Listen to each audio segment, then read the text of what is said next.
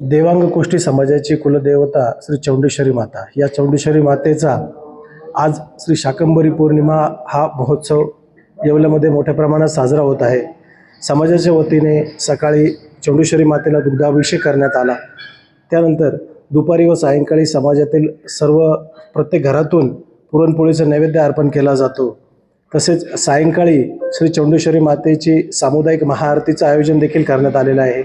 महाआरतीनंतर ज्या शाक भाज्यांची सजावट या ठिकाणी करण्यात आलेली आहे, त्यामध्ये शेपू, मेथी, पालक, दोडका, कांदे, बटाटे, फुलवर, वांगे, भेंडी या शाकभाज्यांची जी सजावट करण्यात आली आहे, या सर्व शाकभाज्यांच्या ज्या माळा करून लावण्यात आलेल्या आहेत, हा प्रसाद म्हणून या महाआरतीनंतर त्याचं वाटप करण्यात येतं आणि अशा प्रकारे या महोत्सवाची सांगता होते।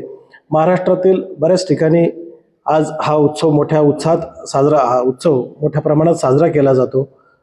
असा हा उत्सव आज येवल्यात देखील आम्ही सर्व समाज बांधव आज शाकंभरी पौर्णिमा उत्सव या उत्सवाच्या निमित्ताने देवांग कोष्टी समाजाची कुलदेवता श्री चौंडेश्वरी मातेचा आम्ही आज पंचामृत दुग्धाभिषेक सकाळी साजरा केला।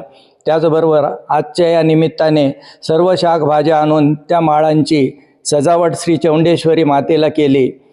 सर्व समाजातील समाज बांधवांनी आज पुरणपोळीचा नैवेद्य मातेला आज ते दुपारी आणि संध्याकाळी दोन्ही वेळेस अर्पण करत आहेत। त्याचबरोबर आम्ही सायंकाळी 7 वाजता सर्व समाज एकत्र जमून सामुदायिक महाआरती व महाप्रसादाचे आयोजन केलेले आहे। अशा रीतीने आम्ही आज हा शाकंभरी महोत्सव साजरा करत आहोत।